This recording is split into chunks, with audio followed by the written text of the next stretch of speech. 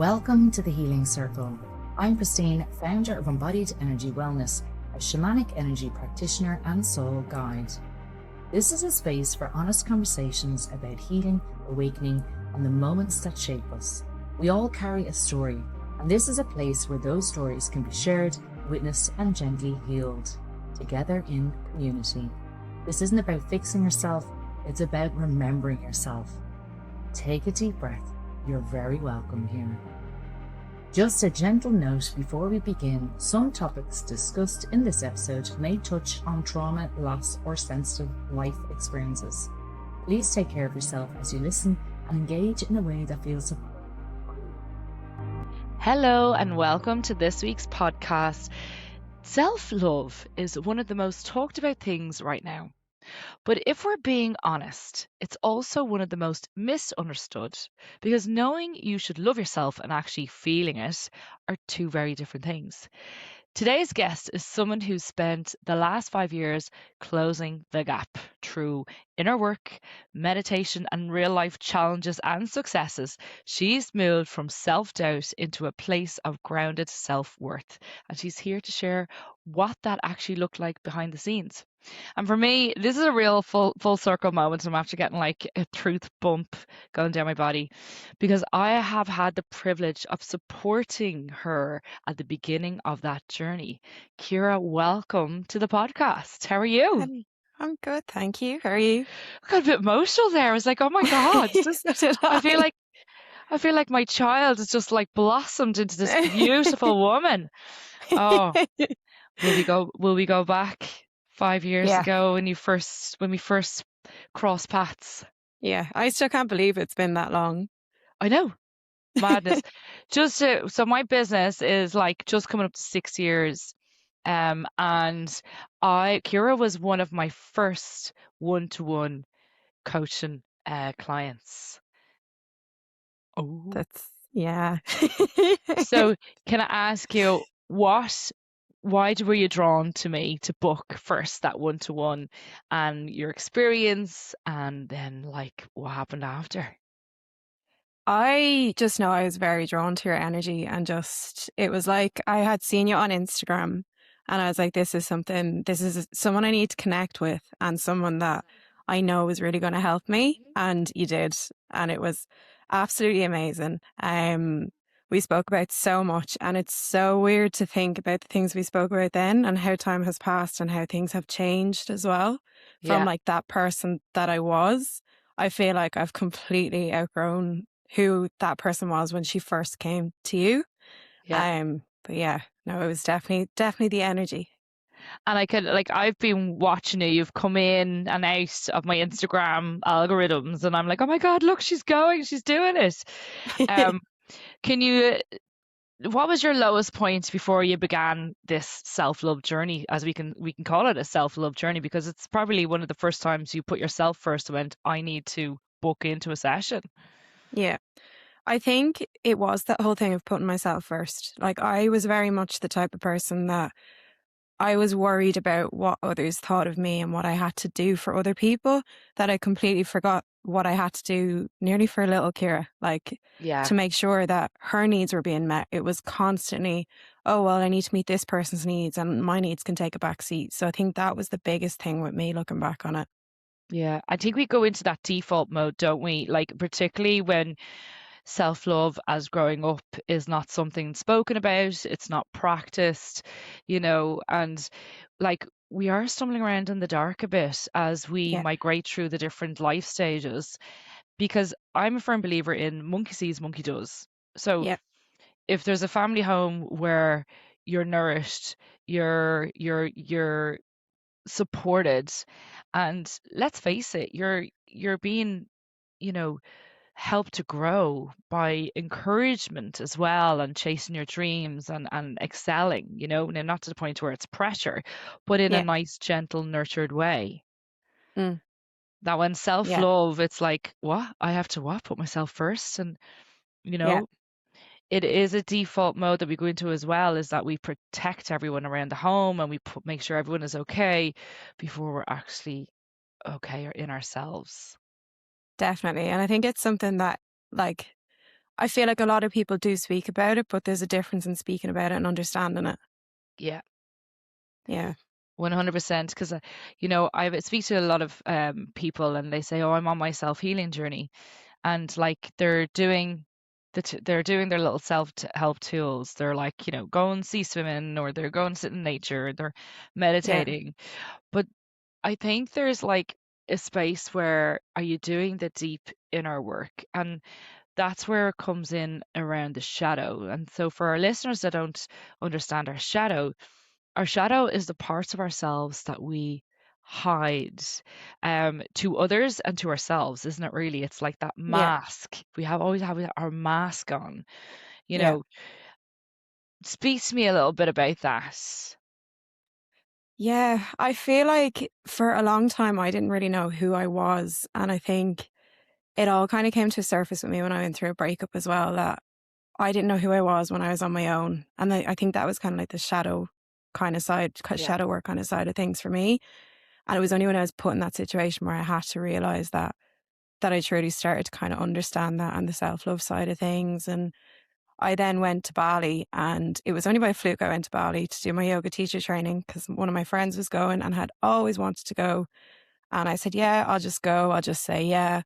And I went over and done a lot of inner work and done a lot of that kind of meditating and things like that. And that's truly where I was like, okay, this is the first time that I maybe am realizing that I need to sit down with myself and look after my own needs and not see that as kind of selfish or, like self-love for me was kind of like, oh yeah, I'm going to do a face mask and put on new pajamas. But it was really that deeper kind of work that you need to do that I was like, right, okay, this is really eye-opening for me.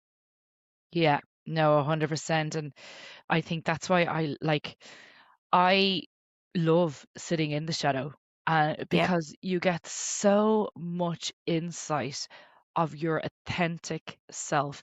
And one thing with me is I kind of struggled with, like, I'm a Scorpio sun and moon, so I'm like, and I've Scorpio in another like three placements. So like Yeah. I'm Scorpio. And Yeah. like if you read the characteristics when I was younger, it would say the negative characteristics was jealousy and possessive. And I'd be like, oh no, I'm not jealous. No, no, Yeah. no, no, no, right? Yeah. And I literally ran away from that. Yeah. But when I was sitting in my dark night, the shadow, and particularly around attachments and relationships and how the dynamics of the relationships were, I had to sit and say, oh my God, I was jealous of her. Yeah. And that realization literally plunged me into shame, guilt, Yeah. embarrassment. But I had to plunge into that energy to see that's okay when you can have flashes of jealousy, but it's about you being aware of that. Yeah. And then it's like, what's the reaction? Well, Yeah. sitting with it and saying, I am jealous of her, but I know she's on a different path and I'm on another one. And Yeah. then you can kind of pull away from that, the negative side of that jealousy, and Yeah. sit in the, actually, I'm really proud of her. Yeah. Yeah. And I think it's something that like a lot of people struggle to come to terms with because nobody wants to point out the negative sides of themselves either. No, And I found that really difficult as well. Like I was like, no, I'm fine. I'm doing all these great things and I'm not in any I'm way not the like these problem. characteristics. Yeah, it's not me who's the problem. It's him. And it It's yeah, her. exactly. And it's so hard to sit with that, but I feel like when you do eventually get to the point where you can sit with that, that's where you really start to be able to like look at things, like you said, in a different kind of light. Yeah, 100%. You know who my greatest teacher is? My husband. Yeah. Like, sweet Mother Divine. They really are your partners and the people you surround yourself with. If you look at them as your teachers Yeah. and ask them, what are they presenting to you? What is the lesson here? Yeah. Boom, you got Yeah. it. It's, Literally. And I found that as well. Like I had gone through two very kind of not bad relationships, but they taught me a lot. And for a long time, I was like, well, he done this, that, and the other, and Mhm. he acted this way. And I was feeling quite sorry for myself. And it's not to take away from that. But when I started looking at, okay, well, this is what I was doing to myself that was making me feel a certain way as well. And looking at it and taking yourself out that way, that's when I really start. And that's where I feel my self love journey really, really began, was taking myself out of that situation of constantly feeling not sorry for myself, but constantly focusing on what the other person had done, Yeah. as opposed to looking at, okay, well, this is how I done things here. And always kind of coming back to that little Ciara as well. I felt like the inner child work was a lot for me as well. Oh, big time. Like I, my husband, so how do I say this? So I was looking outside the family home at my Mm, connections, my friendships, and I was like, I don't feel validated or valued in these relationships. mm, And then I was like, where else do I not feel valued? But then my guides turned around and said, where are you showing that you have a lack of value to other people that are around you? And mm, my God, when they shone a light at my husband and went, oh my God, I've actually, because I'm feeling it, because we're all multidimensional bloody human souls, right? mm. We're completely like if something's happening to you, when you sit in your shadow, you realize you're doing it to someone else. Yeah, Does that make sense? yeah, absolutely. So when I was like coming up of I don't feel valued in my friendships of the girls, and Yeah, then I looked and went, but hold on, am I valuing my husband right now? And I yeah, realized my external validation was completely outside the family home where mm, he always had my back, yeah, but I actually didn't see what was happening. yeah, And it was yeah. such a boom moment for me. Yeah, it's nearly like a kind of reality check, and you're like, oh Oh, my God. but you have to sit and take away those masks, don't you? You really Yeah, have to see. And in the sessions that I have now, I've moved on. I like as you have grown and expanded, I've grown and expanded in my offerings now, and I'm a shamanic practitioner now.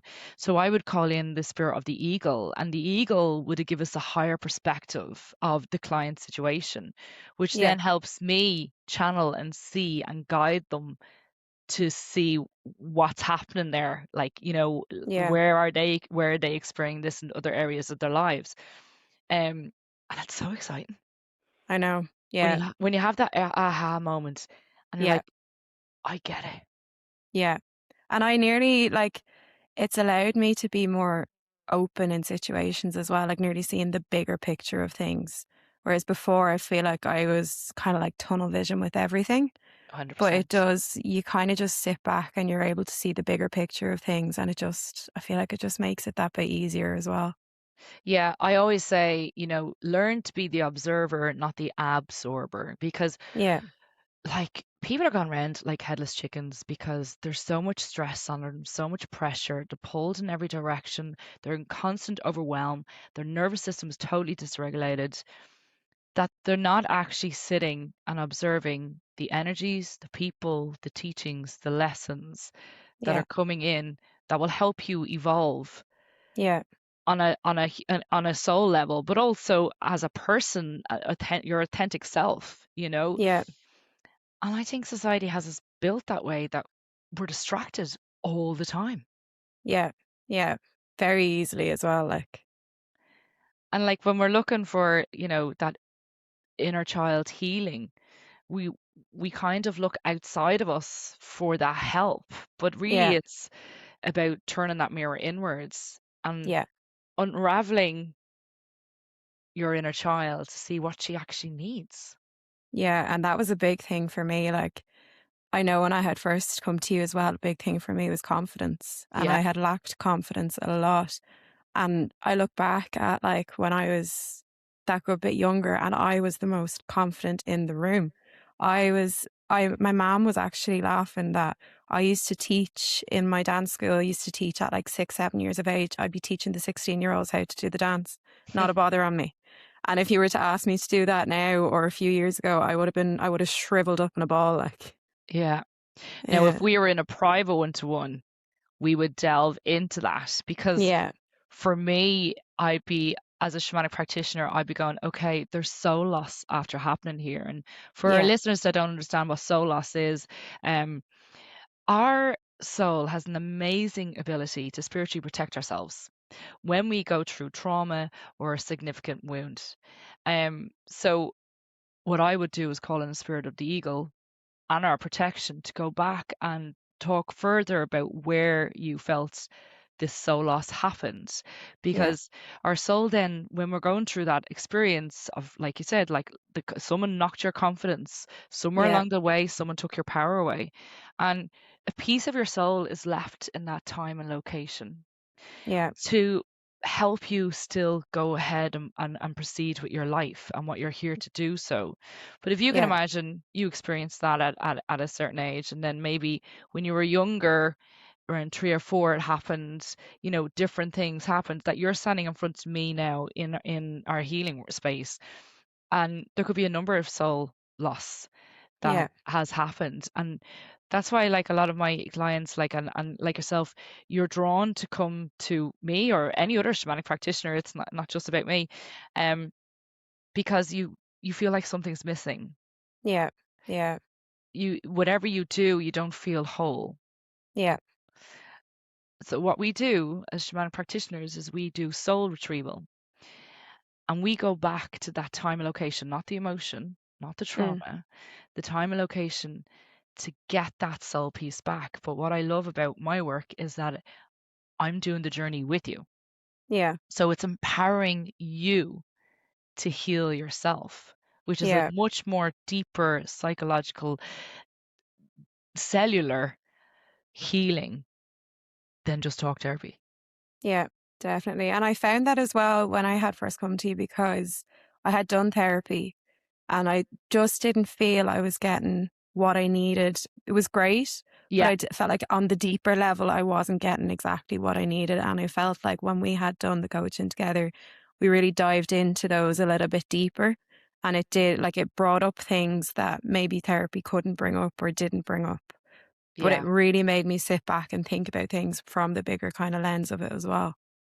yeah. I don't shy away from the shadow too. I kind of like Yeah. gently nurture you into the shadow, and I'm holding Yeah. you in the process. Yeah. Um, because it's not easy, is it not? Like, it actually No, isn't. no, definitely not. And I always say, I said, if your healing journey was easy, everyone would be doing it. Yeah, exactly. You Yeah. know, Yeah. it's the courageous souls that say, enough's enough, I need change. Yeah. And it is very hard to kind of get to that point, I feel as well.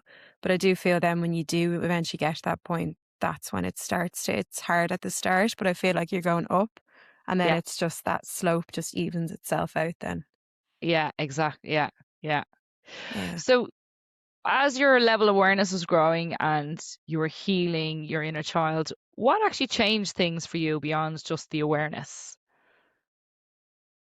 I think when I had gone to Bali and done a lot of kind of more deeper of the work that we had started doing, I feel like I remember somebody asked me, "What are your boundaries?" And I was like, "What are you talking about?" I had no boundaries at all, Mm, couldn't name them for the life of me. And it was nearly like alarm bells were ringing then when that moment of realization came along. yeah, And it made me realize, okay, I'm putting all this energy out there, giving all this love to others, looking for the validation from giving that love to others when I'm not giving any of it to myself. And it was nearly like I don't know, it was like a light switch went off and I was like, enough is enough now. Like, this hasn't worked up until now. I can either change things here or I can keep going down the path that I'm going down and just constantly be nearly chasing that what if. And I remember we had a session and you had said to me there was things that I wasn't doing for lack of confidence and the self-love, and you had said to me, would you rather be 90 sitting in your rocking chair saying, God, I wish I had done that, or would you rather be sitting there saying, yeah, I'm so happy I done that even if it didn't work out.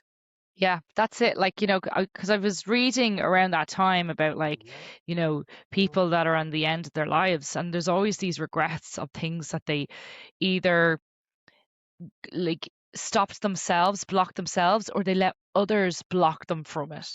Yeah.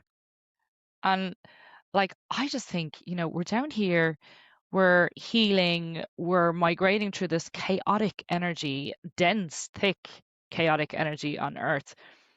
we need to bring a bit more joy into it, and we need to feed our soul, and like Yeah. by just expanding, and it's people, our mindset, and our environments that keep us constricted. Yeah. Definitely. But like, I love the way when you said, I went to Bali. Like, Yeah. you expanded, stepped outside your normal environment and Yeah. experienced a different culture and a different awareness and view of how Yeah. life can be. Yeah. And it was amazing. Like, it was just such a shift. It was absolutely unbelievable. Yeah, I think when you get off this little island Yeah. and see different cultures, you're like, oh my God, what am I doing? Yeah. You notice how small we are when we're also very small-minded. And one thing I one thing I've always remembered is, like, and I know I'm not going to say his name, and he's not the nicest person, and whatever he is, but Yeah. he did wake up the masses about confidence and believing in themselves. Conor McGregor, I always remembered him saying this one thing. This is before recent stuff came out.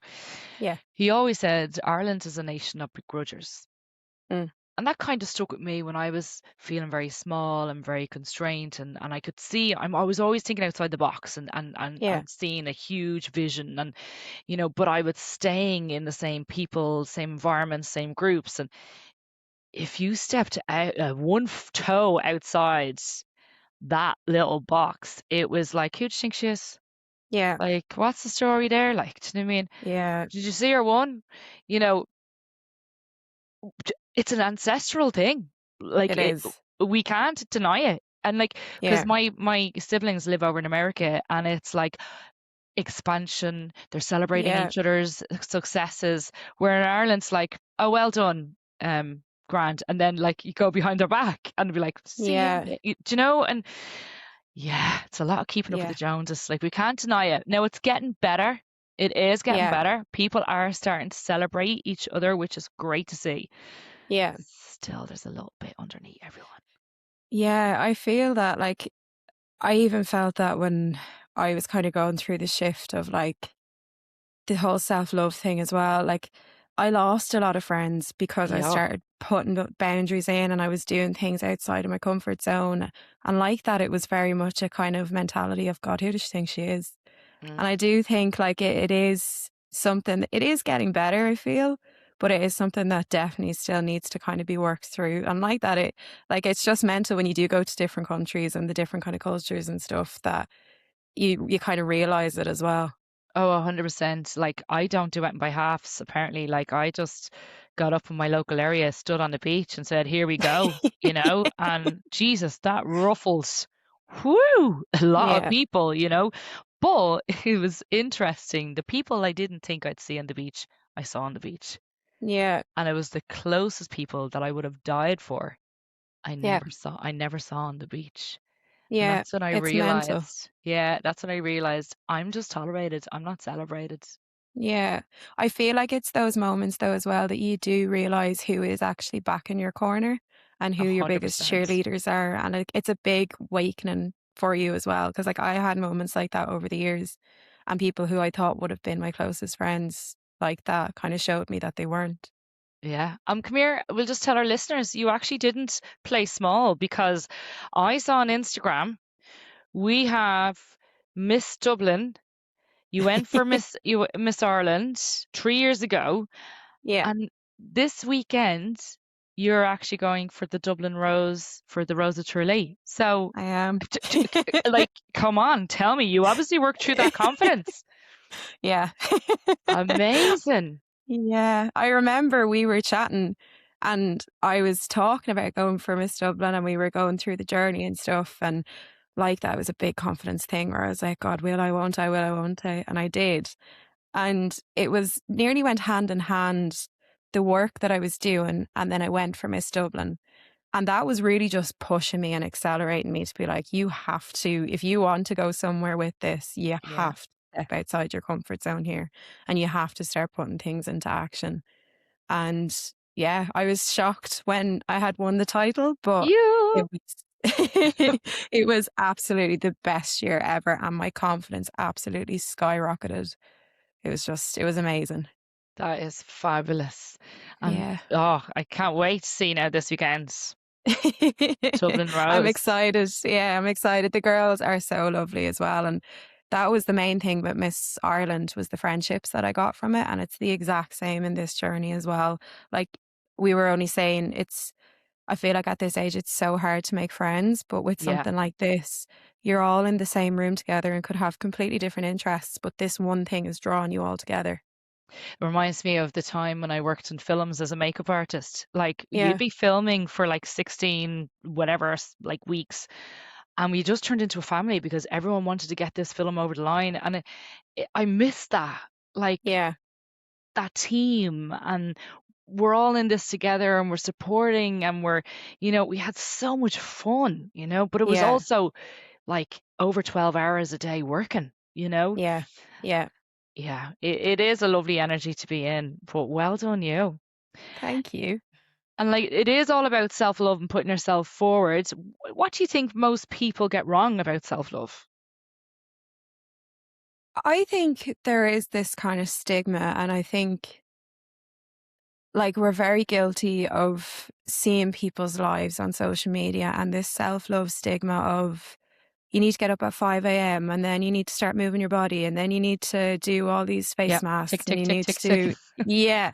And I remember I was so overwhelmed by all of that. And I feel like that is an element of self-love. But I think people miss the kind of like for me, for years, I missed the whole kind of doing that inner work and Mm, like the things of like not having boundaries or constantly like pouring my love out to others and I wasn't filling my own cup first, or the example of the airplane masks, like not putting your own mask on first. I think people miss that. And I think the social media phase of what self-love is compared to the things that you need to do before you hit those nice to haves of like doing the face masks and yeah, doing all the kind of bits like that. I think that's where people really miss the true meaning of the self-love kind of thing. yeah, it's not real No. when you're watching an influencer and they're going like self-love face mask, or oh, I've just booked into a 5-star hotel and oh, I'm Yeah. getting champagne and I'm getting massage, and you're like, well, I'm just a normal person here and I've got like stuff to do and I have to work and I might have kids. Yeah. How do I fit in self-love? And what I Yeah. always say is it's as simple as bringing a cup of tea or a coffee out to the back garden, taking your Yeah. shoes off and rooting your soles of your feet into that Into the earth. ground. Yeah. That is your self-love. Absolutely. And I feel like there is that pressure from social media. And I feel this was really what my journey was about when I had done Miss Dublin and now that I'm doing the Dublin Rose is to always kind of remind yourself that like not everything you see on social media is the 100% of somebody's life either. Oh yeah, like Like that yeah. the comparison piece of like this person has booked into a 5-star hotel and I can barely afford to get a coffee in the morning. Like it's you have to remember you're only seeing like 10% of something as well online. Oh, exactly. Like, and did you know what that came up for me only today because I'm an early morning. I get up, I'm in the gym at like, well, majority of days I'm up at 5:30. I go to the Yeah. gym, and then I go for a swim, and Mm. then I'll come home. And then I was sitting there going, Jesus, anyone that's watching my stories is probably thinking, does she ever bloody relax? You know, and I have said in my stories over the while, is like, I go for my little nap. Like, I go for Yeah. my siesta. I'm very lucky. I'm very grateful that I've built a life where I can say, I'm going for my half an hour cat nap. Yeah. And I need that. And Yeah. then I'm in bed at like by 10 o'clock, half nine, 10 o'clock, I'm gonzoed in bed, and Yeah. that's why I wake up so early. But a lot of people, when they come up to me and they talk to me, they're like, how do you keep going? And I'm like, now have my little nap. Like I couldn't Yeah. function without my little nap. I think the siesta now, Mediterranean lifestyle, I think we all should be living like that. Absolutely. I would definitely agree.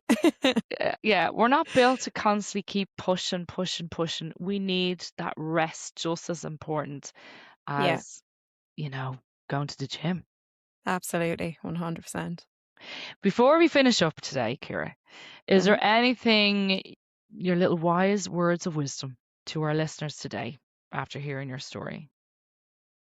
I think if you feel drawn to, like, my draw was to self love and to really kind of bettering myself. And it's opened so many doors for me in terms of relationships, friendships, everything like that. I feel if you feel there's something that you want to work on, not to care what other people think, because at the end of the day, everyone is kind of just thinking about their own little journey. And it doesn't matter if, like, I always live by the quote that you gave me. Would you rather be 90 in your rocking chair sitting there saying, God, I wish I had done that? Or would you rather be there saying, Jesus, I'm so happy I done that, even if it didn't work out? And I really feel, and that goes for like any kind of inner work or even anything that you've been looking at saying, God, I'd love to do that, but I don't have this to do it. Just push yourself. And if it's meant to be, it'll be. If it fails, it was an experience either way. Absolutely. Everything is teaching, and Yeah. I was only thinking about that a while ago about like, I'm 45 this year and I know I've been told I'm going to live till I'm 93, 94. Okay. Yeah. And I was like, I technically have another half of a lifetime to go. Yeah. And I was sitting there going, Jesus, I have to say, like, left the full-time pensionable job, just followed my heart, loving life. Now, come here, there's been lots of challenges, lots of things, trauma to shed, etc., etc. But if I died tomorrow, I'd actually be looking down and reviewing my life going, I've had a deadly life. Yeah. Yeah. And No regrets. I feel like when you look at it like that as well, like my granddad passed. My granddad was my best friend. He Oh, passed in sorry. September. Thank you. But you look at his life and you're like, he was not happy, but like he had nothing left behind. He went off and traveled on his own if he'd nobody to go with. He sang his heart out. He'd be singing in the hospital, like I he'd love be it. up dancing. Yeah, he just did not care. And he had I can tell you now that he was content. He was Mm. so happy, and he knew when he was ready to go that he could sit there and say, I'm so happy with my life. And that is the goal for me, is just to be, and he'll always be my biggest inspiration in terms of that and who he was as well.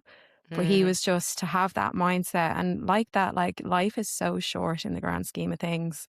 I would rather say I'm so happy I tried to do all those things and I was happy and content with what I had done with my life, as opposed to sitting there being like, God, I wish I had done that. 100%. Like, Yeah. we're down here for a good time and just Yeah.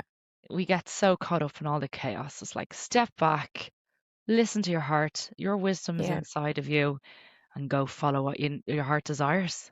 Exactly. Oh, on that note, I got truth bumps again up and down my body.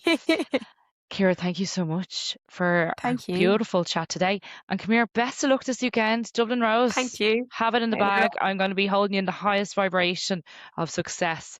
You're going to be amazing. I can't wait to keep watching your journey. Oh, thank you so much. And thanks for having me. You're so welcome. I'll talk to you soon. Thanks a mil for listening. Thank you for being part of the healing circle today. If something in this conversation touched you, let it land gently. You don't need to rush to understand it. Your body already knows. Remember, your story matters, and when it's shared in the right space, it has the power to heal, not just you, but others too. If you feel called to explore this work more deeply, you'll find links to my sessions, retreats, and offerings through Embodied Energy Wellness in the show notes. Until we meet again, go gently, stay connected, and trust the wisdom within you. Thank you for being here.